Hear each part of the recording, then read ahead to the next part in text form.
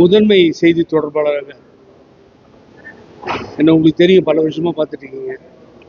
ஏடிஎம்கேல கொள்கையுறுப்பு செயலாளராக இருந்து செய்தி தொடர்பாளராக இருந்து என்னுடைய ஒரு திறமை கருத்திலே கொண்டு இன்றைய தினம் தாவேகாவில் இளைஞர்களின் எழுச்சி நாயகன் மாண்புமிகு முதலமைச்சர் தாவேகா என்னுடைய தலைவர் அவர்கள் நேற்றைய தினம் முதன்மை செய்தி தொடர்பாளர் என்கின்ற ஒரு பொறுப்பை வழங்கியிருக்கிறார்கள். திரு அமைச்சர் பொதுச் செயலாளர் புசி ஆனந்த் அவர்கள் முயற்சியிலும், ராஜ்மோகன் மாண்புமிகு அமைச்சர் அவருடைய கோஆர்டினேஷன், அதை அமைப்பை ஏற்படுத்தி கொடுத்த அவர்கள் முயற்சியிலும் இது நேற்றைய தினம் வெளியிடப்பட்டது. நான் எனது நன்றியை தமிழக வெற்றிக் கழகத்தினுடைய தலைவர் அவர்களுக்கு சமர்ப்பித்து இந்த பணியை சிறப்புடன் செய்வேன். நாடு முழுவதும் எனது பேச்சால் தான் அறிமுகமானேன். ஆகவே தாவேகாவிற்கு ஒரு பிரச்சார பீரங்கியாக இருப்பேன். இந்த அரசு செய்கின்ற சாதனைகளை எல்லாம் மக்களிடத்தில் எடுத்து செல்வேன் என்பதை மகிழ்ச்சியுடன் தெரிவித்துக் கொள்கிறேன். என்னை வளர்த்தது பிரசு தான், உங்களுக்கு நான் மகிழ்ச்சியாக சொல்லிட்டேன்.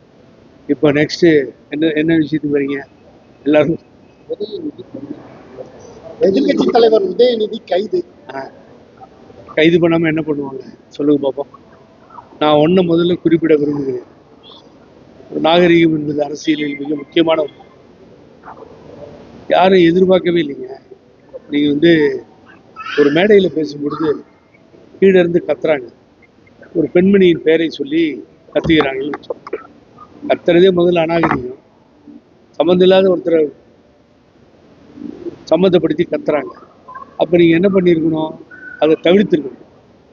உடனே வேற வழி இல்லை, நான் சொல்கிறேன், அங்கே தண்ணி வரும் இங்கே தண்ணி வராதுன்னு வார்த்தை சொல்லலாம். இதை ஜஸ்டிஃபை பண்ணலாமா, நான் சரி தப்பாக என்ன பேசிட்டேன்னு. அதுக்கு பின்னாடி அதே மேடையில் அதே இடத்துல மைக்கில் பேசிட்டு காவேரியை பற்றி சொன்னேன். என்னங்க அர்த்தம் அது? அப்போ நீங்கள் எதையோ தப்பாக சொன்னதை நீங்கள் ஹிண்ட் பண்ணி நீங்களே சொல்கிறீங்க காவேரியை பற்றி. அதை விட கேவலமானது நீங்கள் காவேரியை பற்றி சொன்னேன்னு சொல்லுங்க. தலைக்காவேரியில் ஊற்றுகளாக பிறந்த அந்த நீர் நதியாக மாறி ஜீவ நதியாக காவேரி பாய்ந்து வருகிறது. இந்த காவேரி நீர் இல்லைன்னா என்ன கதி?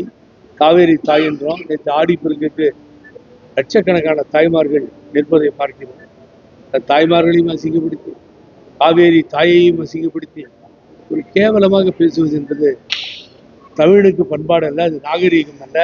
தமிழர்கள் தஞ்சை மண்டல விவசாயிகள் என்று சொல்வதெல்லாம் பெயரளவிலே ஏமாற்றுகின்றனர். ஆகவே இது அவர் நேற்று செஞ்சிட்டார். இது வேதனைக்குரிய விஷயமாக இதனை நான் பார்க்கிறேன். நல்லா இல்லை. அதாவது அவருடைய பேச்சுக்கள் அன்பார்லிமெண்ட் மாத்திரம் ஃபில்த்தி லாங்குவேஜ். எனக்கு நினைச்ச மாதிரி ஒரு முதலமைச்சரை பேசுறதுன்னா, இது வரைக்கும் இப்படிலாம் எந்த முதலமைச்சரையாவது பேசியிருக்கீங்களா நீங்க? நடிகன்றது, வாயில வந்து பேசுறது, மதுரையிலிருந்து ஒரு ஆள் லூஸ் மாதிரி இருக்கான், கண்ணா பின்னான்னு கத்தி பேசுறது, என்னங்க அர்த்தம்? இது மாதிரி பேசிக்கிட்டு இது மாதிரி பேசுனா அப்புறம் எந்த அரசு வெடிக்கும்? அரசுடைய சட்டத்தை உங்கள் கைகளிலே கட்டி போட முடியாது. சட்டம் அது கடமை. ஆகவே தான் இப்படி பேசியதற்காக கைது செய்யப்பட்டிருக்கிறார். நான் இன்னொன்று சொல்றேன், அவரை பழனிசாமி, எடப்பாடி பழனிசாமி, அவர் பெரிய பேச்சாற்றல் மிக்க அறிவாய்ந்தவர். அவர் பேசும்போது என்ன பண்ணாரு, பாலிடாயில் குறிச்சப்பே நீ போயிருக்கணும் அப்படின்னு சொன்னார். முதல்ல கண்டனம் தெரிவித்தது புகழேந்தி. ஓப்பனா சொன்னேன், முதலில் கண்டனம் தெரிவித்தது புகழேந்தி. சட்டப்பூர்வமான நடவடிக்கை எடுக்க ஏற்பாடுகள் செய்யும். இப்படி கேவலமா ஒரு ஆப்போசிஷன் லீடரை பழனிசாமி பேசலாமான்னு கேட்டு கண்டனம் தெரிவித்தேன். பிரஸ்ஸை மீட் பண்ண, பாலிடாயிலே குடிச்சு செத்து போயிருக்கணும்னு சொன்னதுக்கு நான் தவறுன்னு சொல்றேன். இப்போ அதை பத்தி பேசலாமா? தவறு இல்லையா அது? ஆகவே இது ஏளனமான பேச்சுக்கள் எல்லாம் நாளைக்கு சட்டசபை உள்ளவரை உடல்னு கத்துறாரு. சட்டசபை உள்ளவரை கொடுத்து அங்க இருக்க லேடிஸ் அதிகமா இருக்காங்க, இப்படிதான் அங்கேயும் போய் பேசுவீங்க. ஆகவே நீங்க சட்டப்படி கைது செய்தது சரியான நடவடிக்கை. கீழ்த்தரமான வார்த்தைகளை பயன்படுத்துவதை நீங்க மறந்துடணும். மக்களால் தேர்ந்தெடுக்கப்பட்ட முதலமைச்சர் என்பதை மனதிலே கொள்ள வேண்டும். ஆகவே அந்த மரியாதை கீழ்த்தரமா பேசுறத தொழிலா வச்சுக்கிட்டு இருந்தீங்கன்னா அப்புறம் வேற வழி இல்லை, அரெஸ்ட் பண்ணி கொண்டு போயிட்டு தொடர்ந்து இது போன்ற இரட்டை அப்படிங்கிறதுக்கு அப்படித்தானே சொன்னோம். என்னுடைய குரலே இல்லைன்னு சொல்லலாம், அவருக்கு அனுபவம் இல்லை, அன்று குரலே இல்லை அப்படின்னு கூட சொல்லி சில பேர் தப்பிச்சுக்கிறாங்க. ஆனால் அப்படி சொல்லாமல் வெட்டி ஒட்டிட்டாங்க கட்டிட்டாங்கன்னா எல்லா டிவிலையும் போகுது, கிளிக் அப்படின்னு ஒரு சவுண்டு வருது. அவருடைய பேச்சு அந்த வரும் பொழுது கிளிக் அப்படின்னு ஒரு சவுண்டு, அந்த டிவியை தொலைக்காட்சிகளே போட முடியாத ஒரு நிலைமை ஏற்பட்டிருக்கா இல்லையா? சொல்லுங்க சார். தொடர்ந்து திமுகவினர் இந்த மாதிரி இரட்டை அர்த்த வசனங்கள், பெண்களை தலைபுரிவா பேசுறது தொடர்ந்து நடைபெற்று வருகிறது. அதை எப்படி பாருங்க? நான் தாவேகாவினுடைய பேச்சாளர் கட்டுப்பாட்டில் இருக்கேன். காலையில் கூட அமைச்சர் என்கிட்ட பேசிட்டு இருந்தாரு. ஆகவே நான் என்ன நினைக்கிறேன்னா, நம்மளும் வரம்பு மீறி கேவலமா அசிங்கமா 3 அர்த்தத்துல தான் பேச முடியும். டபுள் மீனிங்ல இல்லை, 3 அர்த்தத்தில் பேசணும். நாங்கள் அதை விரும்பவில்லை. நல்லாட்சி நடக்கிறது, அதை தோத்து போய் அது தெரியல, இன்னும் அது வெறி அடங்கவே இல்லை. மக்கள் கொடுத்த தீர்ப்பை ஏற்றுக்கொள்ள தலைவணங்க முடியாமல் தான் இப்படிப்பட்ட கேவலமான ஒரு சூழ்நிலையை ஏற்படுத்தி அசிங்கப்படுத்தும். அதே போல முன்னாள் அமைச்சர் மதுரையிலிருந்து பேசும்பொழுது என்ன சொல்றாருன்னா, பெரியாரங்களை எல்லா அமைச்சர்களும் அழுகுறாங்க, அவர் என்ன இறந்துட்டாரா அப்படின்னு. தலைவர் படத்தை பார்த்து நானும் தான் எடுத்திருக்கேன். தலைவர் ஒரு சினிமாவில் இறந்த மாதிரி ஒரு சீன் இருக்குது. அந்தாலும் ஒரு பப்புனுங்க, அந்தாலும் மதுரையிலேருந்து கண்ணா பின்னான்னு பேசுறது வழக்கமாக போச்சு. அதுக்கு அவர் அவருக்கு எதோ ஆச்சுன்னா நாங்கள் பொறுப்பு இல்லைன்றாங்க. அப்புறம் புசி ஆனந்தானனுக்கு விவசாயத்தை பற்றி என்ன தெரியுறாங்க. முதல்ல இவர் மரமண்டையில் ஏற்றிக்கணும். எடப்பாடி பழனிசாமி பிடபிள்யூடி மினிஸ்டராக இருந்தப்போ நீர்ப்பாசனத்துறை அதில் சேர்ந்துருந்தது. அப்போ ஹாஸ்பிட்டலில் இருந்தாங்க அம்மா, ஹாஸ்பிட்டலைஸ்டு. அப்போ காவேரி கூட்டத்தை அப்போலோ ஆஸ்பத்திரியில் நடத்தினாங்க. ராம்மோகன் ராவ் சீஃப் செக்ரட்டரி உள்ளே இருந்தார். அந்த நேரத்தில் எடப்பாடி பழனிசாமி உள்ள விடலையே. இந்த பஃபூன் சொல்லுமா, மதுரை பஃபூனுக்கு பதில் ஏன் விடல அம்மா, ஏன் கூப்பிடல, ஒரு மினிஸ்ட்ரியை கூப்பிடலீங்க. அது ஆறுமுகசாமி கமிஷனில் நான் போய் சப்மிஷன் பண்ணியிருக்கேன், அந்த மனுவை கொடுத்துருக்கேன். அது மாதிரின்னு சொல்லிட்டு அதுக்கு பின்னாடி பெங்களூர் வந்தாங்க, நான் தான் ரிசீவ் பண்ணேன். இங்கே இருக்க போட்டோ ஏர்போர்ட்டில் நான், சுரேஷ்குமார் சட்டத்துறை அமைச்சர், பசவராஜ் பொம்மை நீர்ப்பாசனத்துறை அமைச்சர், லீலா பேலஸில் மீட்டிங் நடந்தது. காவேரிக்கு போயிருந்தோம். மேலே சிங்கம் மாதிரி போச்சு. மேலே போய் லிஃப்டில் இருந்து ஏற்றி விட்டா மேலே போனாங்க. மேலே போய் உட்காந்த உடனே நான் என்ன பண்ணேன், காஃபிக்காக போனேன். காஃபி ஷாப், இந்த மாதிரி பெரிய ஹோட்டல் காஃபி ஷாப்புக்கு போனேன். நம்ம கழக தோழர்களோட காஃபி ஆர்டர் பண்ணிட்டு திடீர்னு ஒருத்தருடைய அம்மா கீழே இறங்கிட்டாங்க லிஃப்டில். அடடா அப்படின்னு சொல்லிட்டு திரும்பி ஓடினேன். திரும்பி ஓடி போய் என்னடா கீழே வந்துட்டாங்களேன்னு பார்த்தாங்க. என்ன நடந்துட்டு இருக்கீங்க மேலே? நேராக போனாங்க. as per the Supreme Court direction order, I am here, I came over here. Are you prepared to release the water? Kaveri தண்ணியை விட முடியுமா இல்லையான்னு கேட்டிருக்காங்க. அம்மா தண்ணி இல்லை, சஃபிஷியண்டாக என்னம்மா விட முடியாது போகுது அப்படின்னு இழுத்துருக்காங்க அவங்க. அவ்வளோதான் எனக்கு வேணும். சுப்ரீம் கோர்ட் சொல்லிச்சு, உங்கள்கிட்ட கேட்க வந்தேன், இதே வேலையாக போச்சு உங்களுக்கு. நீங்கள் எதையும் நடுவர் மன்றத்தையும் மதிக்க மாட்டீங்க, சுப்ரீம் கோர்ட்டையும் மதிக்க. நான் போகிறேன்ட்டு ப்ரெஸ் மீட்டையும் முடிச்சிட்டாங்க 2 மினிட்ஸில். கீழே புகழேந்தி மைக்கு கொடுங்கன்னாங்க. 10 நிமிஷம் ஆச்சு. லீலா பேலஸ் ஹோட்டல்லேருந்து வாங்கி கொடுத்தேன். அங்கேயே காவேரி வரலாறு, அதில் நடந்த கோளாறு, அடைந்த அவமானங்கள் அத்தனையும் சொல்லிட்டு வந்துருச்சு சிங்கம். இது நாகரிகமாக எதையுமே நடந்துக்கணும். நீ ஏன் அங்கே போகல, நீ ஏன் அங்கே போன, அவர் ஏன் வரவானான்னு சொல்லிட்டாரு. அவர் தான் டிகே சிவகுமார் வரவானான்னு சொன்னார்ல, ஒரு முதலமைச்சர் தானே சொல்லிட்டார், தமிழ்நாடு முதலமைச்சர். ஏன் நீங்களாம் கத்துறது, டிகே சிவகுமார் சொன்னது தப்புன்னு அவரை கண்டம் பண்ணுறது, அதுக்கு யோகியத்தை இருந்தாங்க உங்களுக்கு. அவங்களாம் ஒன்றா சேர்ந்து டெல்லி வரைக்கும் போகிறாங்கல்ல. ஒரு முதலமைச்சரை அவமானப்படுத்துவதை நீங்கள் கேட்கறது யோகியதை இல்லை உங்களுக்கு. போனாலும் தப்பு, வந்தாலும் தப்பு, நின்னாலும் தப்பு, ஓடினாலும் தப்பு, தண்ணீர் வாரத்தை எடுத்து அந்த அசிங்கமாக இது மாதிரி பேசணும். இது நாகரிகத்தை மற்ற செயல். நான் முதல்ல உங்களுக்கு சப்போர்ட் பண்ணி எடப்பாடி பழனிசாமி பேசுகிற கண்டம் பண்ணுறதை நினச்சி பார்த்து வேதனை பண்ணுறேன். ஆர்எஸ் பாரதி என்ன சொல்லியிருக்காங்க, கிருஷ்ணா முதல்வராக பிரதமர் இதுக்கெல்லாம் அரெஸ்ட் பண்ணுவாங்க. ஏன் நான் தயவு செஞ்சு தான் என்னால் கண்ட்ரோல் பண்ணிக்கிட்டு இருக்க ஒரு கட்சியில் இருக்குமே. நம்ம வீட்டில் இருக்க பெண்கள் பெயர் யாராவது சொன்னால் அதை ஆமாமா அவங்க என்ன நாட்டினுடைய பிரதமரா, இந்த நாட்டினுடைய முதல்வரா, எங்கள் வீட்டில் இருக்க பெண்மணியின் பேரை சொல்கிறான்னு சொல்லுவாராண்ணா. நாங்கள் பேசுகிறோம். திரிஷா நான் ஓப்பனாகவே பண்ணேன். அவங்க திரிஷா, அவங்க ஒரு ஆர்டிஸ்டாக அவங்க வேலையை பார்ப்பாங்க. எதுக்கு போகிற இடத்துலலாம் கத்திட்டீங்க? அப்போ எடப்பாடி பழனிசாமி பாலிடால் மேட்டர் தான் வேறு வழி இல்லை. நாகரிகமற்ற வார்த்தைகளை தவிர்க்க வேண்டும். இந்த முதல் தடவையாக நான் உதயநிதி ஸ்டாலினை கண்டம் பண்ணி பேசுகிற மாதிரி பண்ணி வச்சிட்டேன். கஷ்டமாக இருக்குது. அவங்க அப்பாட்ட போய் தெரிஞ்சுக்கணும் எப்படி பேசுகிறேன். இறந்தவர்களை கூட நான் கிரிட்டிசைஸ் பண்ண மாட்டேன், தவறாக பேச மாட்டேன் என்று சொன்னவர் முன்னாள் முதலமைச்சர் ஸ்டாலின். அப்புறம் நீங்கள் இந்த வேலையை பண்ணுறீங்க, என்ன அர்த்தம்? திஷா தரப்புல எந்த ஒரு புகார் வெளியிட்டு வருது? என்னங்க திஷா தரப்புல பாதிக்கப்பட்டவங்க கம்ப்ளைண்ட் கொடுக்கணுன்ற அவசியமே இல்லை. யுவர் கரெக்ட், தட் இஸ் லா, இன்னொரு அது பாதிக்கப்பட்டவங்க கொடுக்க வேண்டிய அவசியம் இல்லை. பிகாஸ் ஆஃப் த ஒரு ஒரு ஒரு மேடையில் நீங்கள் ஒருத்தவங்களை தவறாக பேசுறது போலீஸ் வந்து கேஸ் ரிஜிஸ்டர் பண்ணக்கூடாதுலாம் ஒன்றும் கிடையாது. They have all the rights.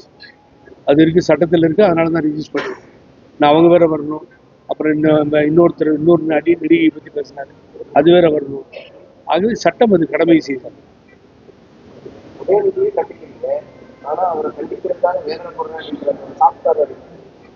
என்னங்க நான் என்னங்க சாப் பண்றேன்? என்ன சட்ட ஆமா, முதல் முறையா இப்படி அவரை கண்டம் பண்ணி பேச வேண்டிய சூழ்நிலையை அவரை ஏற்படுத்தி விட்டா அப்படின்னு சொல்றேன். ஏன்னு கேட்டீங்க, இதை அவாய்ட் பண்ணி இப்படி பேசியிருக்கோம். நீங்க பேசுன விட்னஸ் வேற பண்ண என்னன்னு கேட்டா, இல்ல அவங்கள பத்தி இல்லைங்க, நான் காவேரி பத்தி பேசுறேன். அது எனக்கு ஒன்றும் வருத்தம் கிடையாது. அரெஸ்ட் பண்ணது கரெக்ட். அவரை கைது செய்தது 100% சரி, நடவடிக்கை எடுத்தது சரி. அதை முறைப்படி போலீசார் நடவடிக்கை எடுத்து சட்டப்படியான நடவடிக்கைகள் எடுக்கப்படும், தொடரப்படும். மாற்று கருத்தே இருக்கு. நீ சும்மா போராட்டம் பண்ற, கத்துறன்னா என்ன நடந்ததுன்னு தெரிஞ்சுக்கிட்டு ரோட்ல போராட்டம் பண்ண எல்லா இடத்துலையும் தஞ்சை வளநாடு காவேரி தாய் அசிங்கப்படுத்தி பேசினா அப்புறம் நடவடிக்கை எடுக்காம என்ன பண்ணும்? 5 நிமிஷம் பேசினதுக்கு கொத்து புரோட்டா இப்படி எல்லாம் முதல்வர் பேசலாமா? ஏங்க, கொத்து புரோட்டா வந்து ஹியூமன் பீயிங், மனித உடலா சாப்பிட்றது கொத்து புரோட்டா. ஒரு ஊமைக்கு கொத்து புரோட்டான்னு சொல்லலாம். அதையெல்லாம் எடுத்துட்டு வந்து அதுக்கே ஒத்துக்க மாட்டேங்கிறீங்க. கொத்து புரோட்டாவுக்கே நீங்க ஒத்துக்க மாட்டேங்கிறீங்க. இந்த மாதிரி பேசுறது நியாயமா? அதையே உங்களால் தாங்கிக்க முடியல அவர் சொன்ன மாதிரி. ஆகவே தட் இஸ் நாட் கரெக்ட். ஆகவே அது உண்மையாக கண்டிக்கிறோம். அரசு இனிமேல் இப்படிதாங்க நடவடிக்கைகள் பாயும். ஆகவே அரசு இனி வேடிக்கை பார்க்க கை கொட்டி கொண்டு, ஏன்னா நாங்கள் சும்மா இருக்க தயாரான நிர்வாகிகளும் கொண்டது. இதுக்கு மேலே அப்புறம் நாங்களும் எல்லா விதத்துலேயும் களம் காண நேரிடும். ஜனநாயக முறைப்படி போராட நேரிடும். இதெல்லாம் பொதுச் செயலாளர் ஆனந்த் சொன்ன மாதிரி இன்னைக்கு போராட்டம் நடக்குது தமிழ்நாடு பூரா பெண்கள். ஆகவே இது தொடரும். அது ஒன்றுமே நீதிமன்றம் பல்வேறு நசுக்க பார்க்குறாங்க. சர்வாதிகார போக்கான ஆட்சியை என்ன சர்வாதிகாரம்? இல்லை, இந்த ஆளுங்கட்சி எதிர்த்து பேசுறது முறை இருக்குங்க. ஒரு பொண்ணை பிடிச்சி அசிங்கமாக பேசுறீங்க, லேடியை பிடிச்சி கண்ணா பண்ணு. இது ஆளுங்கட்சிக்கு அதுக்கு நாங்கள் சம்பந்தம். ஆகவே இது வந்து பேசுறது யாராவது நியாயப்படுத்தி பேசவே முடியாது. உங்கள் தொலைக்காட்சியில் அதை கிளிக்குன்னு கட் பண்ணுறீங்க, சென்சார் ஃபுல்லாகவே போட முடியல உங்களால். நான் ஃபோனில் வராங்க, லேடி சீட்டை அதை பேச முடியல. திருப்பி நான் சாரிம்மா உங்களோட பேச முடியாது. ஆகவே இதெல்லாம் கண்டிக்கத்தக்கது. வன்மையாக அப்போ பேசுறதுக்கு ஒரு ஏற்றி இருக்கு. Because you are the opposition leader of the assembly. You are not ordinary man. So ஏதோ பேசிட்டு இப்படி போகிறது. ஆகவே பேசுறதுக்கு முன்னாடி என்ன பேசுறேன்னு தெரிஞ்சுக்கும். நீதிமன்றம் 12 மணி டைம் கொடுத்துருந்து அதுக்குள்ள அரெஸ்ட் பண்ணாங்க சார். நீதிமன்றம் 12 மணிக்கு மேலே அரெஸ்ட் பண்ணுன்னு சொல்லாது. அது பெயில் கொடுக்குதோ அரெஸ்ட் பண்ணுதோ நீதிமன்றத்துக்கு சேர்ந்தது. அது என்ன சொல்லுதோ அதை ஒபே பண்ண போறோம்மா. அப்புறம் கீழமை கோர்ட்டுக்கு தானே போகணும். எங்கே பேசுறீங்களோ அங்கே போய் தானே பெயில் வாங்கணும். எனக்கு ஹைகோர்ட் சொன்னோடனே விட்டுற முடியாது. அங்கே போய் தான் நிறுத்தி தான் பெயில் வாங்கணும். நாளைக்கு சட்டமன்ற போனவங்க மக்கள் பிரச்சனைகள் கைவிடுக்காம இந்த மாதிரி கைது நடவடிக்கை ஏங்க, நீங்க அன்புமணி ராமதாஸ் அவர் சொல்றாருன்னா உள்ள வந்து சட்டசபையில லேடிஸ் அப்படி பேசுனா என்ன பண்ணுவீங்க? அங்க பேச மாட்டீங்கன்னு என்ன கேரண்டி? அதை பத்தி ஒரி பண்றீங்க சட்டமன்றத்தை பத்தி. இவங்க சட்டமன்றத்துக்கு போறதுக்கு மக்கள் பணியாற்றவா போறாங்க. இவங்க சபாநாயகர் நாற்காலி உடைச்சு தனியா ஒரு ஸ்டிக்கை கையில் மாதிரி பண்ணி முன்னாள் சபாநாயகர் தாழ்த்தப்பட்ட சமுதாயத்தை சார்ந்த தனபால் எந்த அளவுக்கு பாதிக்கப்பட்டார் சட்டமன்றத்தில் தெரியாது. அந்த ரவுடிஸும் சார் சும்மா சட்டமன்றத்தில் ஏமாத்து. முதல்ல பேசியது தவறுன்னு மன்னிப்பு கேட்டா மன்னிப்பு கேட்கணும். நான் அந்த அம்மையாரை பற்றி கீழே கற்றும்போது நான் சொன்ன வார்த்தைகள் புண்பட்டு இருந்தால் மன்னிச்சிருங்கன்னு சொல்லுவேன். ஆகவே இதை எடுத்துட்டாங்க, அதை வெட்டிட்டாங்க, இதை கட்டிட்டாங்கன்னா தட் இஸ் நாட் கரெக்ட். தெரியல 2:30 மணிக்கு மேலதான் விசாரணை காலையில் கேட்டிருக்காங்க. Honourable judge accepts is going to take the matter இல்லையா? அவர் இப்போ மேட்டர் எடுத்து கேட்கட்டும், என்னன்னு கேட்கட்டும். அப்போ நீதிமன்றம் என்ன சொல்லுதோ அது அரசு ஒத்துக்கு போகுதுன்னு கைது பண்றாங்க. காவல்துறை இதோட எக்ஸாமினேஷன்லாம் அவங்க அரெஸ்ட் பண்ணுறது இல்லைங்க. அரெஸ்ட் பண்ண காரணம் உலகத்தையே தெரியும், உங்களுக்கும் தெரியும், எனக்கும் தெரியும். இப்போ இப்போ இப்போ இப்போ அதை சொல்லி தானே ஆகணும் நீதிமன்றத்தில். இப்போ சொல்லிடுவாங்க, மத்தியானம் சொல்லிடுவாங்க. பழசெல்லாம் கிளறினீங்கன்னா ரொம்ப வேதனையாக இருக்கும். காலையிலேயே பூஜையில் உட்காந்த அம்மாவை பழைய வேணவன் வீட்டுக்கு முன்னாடி நிறுத்தி அவங்க பூஜையை முடிச்சுட்டு வர வரைக்கும் காஃபி கொடுங்க அவங்களுக்கு. காஃபி கொடுக்க வச்சு போலீஸ் ஆஃபீஸருக்கு குட்டி 2 போயிடுச்சு. 3 ஃப்ளோரில் கரண்ட் ஆஃப் பண்ணி லிஃப்ட் இல்லாமல் லிஃப்ட் ஆஃப் பண்ணி மேலே ஏற்றி அரெஸ்ட் பண்ணி அந்த வேனில் கூட்டு போன காட்சி தான் இன்னும் நாங்கள் மறக்கலை. அதுக்காக நாங்கள் யாரையும் பழிவாங்க சொல்ல, அது அந்த சாப்டர் முடிஞ்சு போச்சு. அவர் இப்போ முதலமைச்சர் முன்னாள் முதலமைச்சர் சொன்ன மாதிரி இறந்தவங்களுக்கு கூட நான் தவறாக பேசுறது இல்லைன்னு சொல்லியிருக்காரு. இப்படி பேசுனா என்னங்க சார்? இப்போ சனாதனத்தை பற்றி உதயநிதி அவர்கள் பேசும்போது இதே போல கண்டனங்கள் புகார்கள் வந்தன, அப்போ அரெஸ்ட் பண்ணல. சனாதானம் சன்னிதானம் that is difference, that is அரசியல். அதில் அவர் இங்கே பேசுறது மகாராஷ்டிரா வந்து கண்டம் பண்ணோம், அது நம்ம மகாராஷ்டிராவை கண்டம் பண்ணுறோம், அது வேற விஷயம். That is not the issue. The character assassination English. ஒருத்தர் பர்சனலை பற்றி அவங்கள அசிங்கமாக கேவலப்படுத்தி பேசுறது மிக தவறான ஒன்று. You cannot compare Sanatana Sannidhanam.